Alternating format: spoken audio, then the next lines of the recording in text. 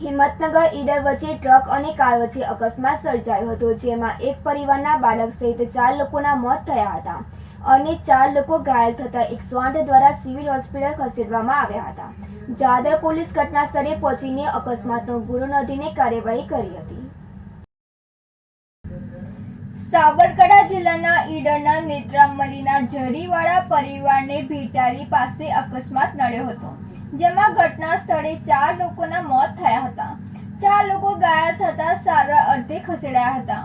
મુંબઈથી પોતાના વતન નેત્રામલી ખાતે પરિવાર આવ્યો હતો અને હિંમતનગરથી નેત્રામલી તરફ જઈ રહ્યો હતો, ત્યારે કાર અને ટ્રક વચ્ચે મોડી રાતે અકસ્માત સર્જાયો હતો. ભીટારી પાસે થયેલા ગોઝારા અકસ્માતમાં એક જ પરિવારના 4 સભ્યોના કમકમાટી ભર્યા મોત નીપજ્યા હતા. અકસ્માતમાં એક બાળકી અને 3 એમ કુલ 4ના મોત થયા, તો 2 બાળકી, 1 મહિલા અને 1 પુરુષ ઘાયલ થતા સારવાર અર્થે ખસેડાયા હતા.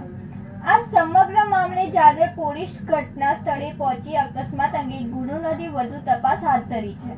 આમ તો હાઈવે નવીનીકરણને વન વે લઈ કરાયો હતો અને છેલ્લા કેટલા સમયથી હાઈવેનું કામ ગોકળ ગતિએ ચાલતા સ્થાનિકો સહિત વાહન ચાલકોમાં રોષ જોવા મળ્યો હતો, તો ડાયવર્ઝન પર શોર્ટ આપવામાં આવ્યા છે.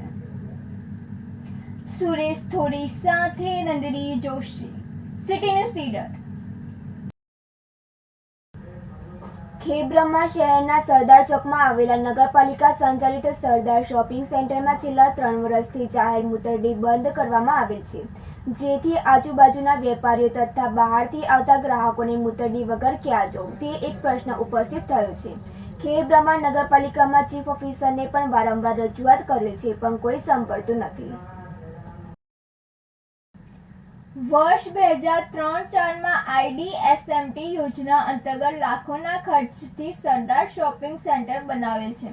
જે વખતે શોપિંગ સેન્ટર બનાવવાનું ચાલુ કરેલ હતું તે વખતે એન્જિનિયર પ્લાનમાં મૂતરડીનો સમાવેશ કરેલ હતો અને મૂતરડી ચાલુ પણ હતી, પણ કયા કારણોસર છેલ્લા 3 વર્ષથી મૂતરડી બંધ કરવામાં આવેલ છે, કોના ઈશારે બંધ કરાઈ છે કે નગરપાલિકા તંત્ર આંખ આડા કાન કરે છે વગેરે પ્રશ્નો વેપારીઓ સમક્ષ ઊભા થાય છે. આ બાબતે સરદાર ચોકના વેપારીઓએ ખેબ્રહ્મા નગરપાલિકામાં વારંવાર રજૂઆત કરતા ચીફ ઓફિસર સાવલ રતાણી અને એન્જિનિયર કિરણ પટેલે મૂતરડી ચાલુ કરવા માટે મોટા ઉપાડે જોવા આવ્યા હતા અને વેપારીઓ સાથે વાર્તાલાપ કરીને મૂતરડી સત્વરે ચાલુ થાય તેવી ખાતરી આપીને પણ 16 દિવસ જેટલો સમય વીતી ગયો છે, પણ હવે સરદાર શોપિંગ સેન્ટરની મૂતરડી ચાલુ કરવા માટે નગરપાલિકા તંત્ર ગોળ નિદ્રામાંથી ક્યારે બહાર આવશે અને શું કરે છે તે જોવું રહ્યું. સરદાર ચોકમાં હું પોતે મારી પોતાની દુકાન ધરાવું છું. ઘણા સમયથી સરદાર શોપિંગ સેન્ટરના મૂતરડી બંધ છે. જે સરદાર શોપિંગ બન્યું ત્યારની પ્લાનમાં છે. કયા કારણોસર બંધ છે તે અમને ખબર પડતી નથી. પાછળ એક મૂતરડી છે તે મહિલાઓ માટે બનાવવામાં આવી છે, પણ આજે એમાં જેન્ટ્સ જાય છે અને મહિલાઓ માટે કોઈ પણ જાતની વ્યવસ્થા નથી. આ મૂતરડી કયા કારણોસર બંધ છે એ અમને આજ સુધી ખબર નથી પડતી. તો સત્વરે ચાલુ કરાવો, નહીંતર અમે બધા વેપારી ભેગા થઈ અને ગાંધીજીના માર્ગે 10 દિવસ 15 દિવસની અંદર આંદોલનના માર્ગે જવું પડશે અમારે. સરદાર ચોકની અંદર સરદાર શોપિંગ સેન્ટરમાં આવેલ મૂતરડી લગભગ 2-3 વર્ષથી લોક મારેલ છે અને વારંવાર બંધ કરવામાં આવે છે.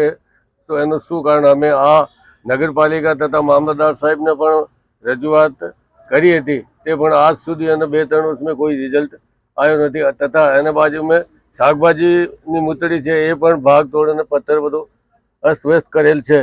જો એને તાત્કાલિક ચાલુ કરવામાં આવે એવી અમારી નર્મ અરજી છે.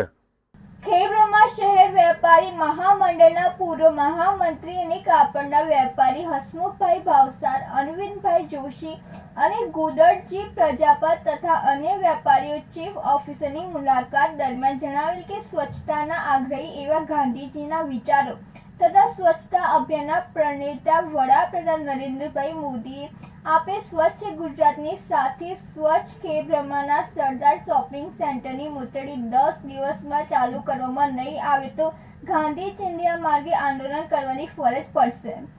તેમ છતાં નગરપાલિકા તંત્ર મૂતળી ચાલુ કરવામાં ગલ્લા તલ્લા કરશે તો સાબરકાંઠા જિલ્લા કલેક્ટર અને રિજિયોનલ મ્યુનિસિપલ કમિશનર ગાંધીનગરને લેખિત રજૂઆત કરવામાં આવશે.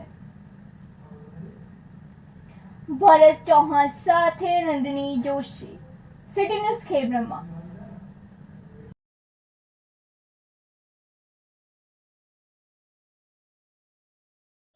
ખેડમાં વેપારી મહામંડળના પૂર્વ મહામંત્રી તરીકે મેં કેટલાય સમય સુધી યોગદાન આપેલું અને આજે છેલ્લા 5 વર્ષથી મૂતરડીનો પ્રોબ્લેમ એટલો બધો છે કે અહીંની આજુબાજુના સરદાર ચોકના વેપારીઓને પેશાબ કરવા જવું હોય તો પાછળની સાઈડમાં જે શાક માર્કેટ જે મૂતરડી છે ત્યાં જવું પડે છે.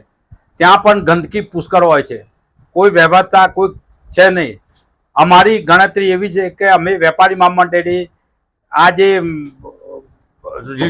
શોપિંગ સેન્ટર બનાવ્યું એની અંદર રૂપિયા 31,000 રૂપિયા જે તે વખતે વેપારી મહામંડળે આપેલા અને તે વખતે એવું નક્કી કરેલું કે આ મૂતરડી વેપારીઓના ભાઈઓની જ છે અને એને કોઈ જાતનું કોઈ વિક્ષેપ કરશે નહીં.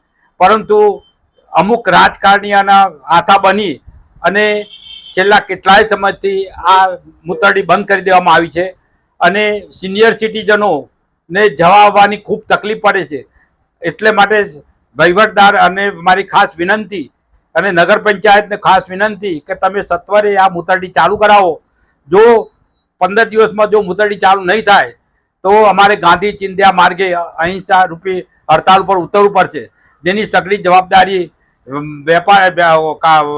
નગર પંચાયતની રહેશે.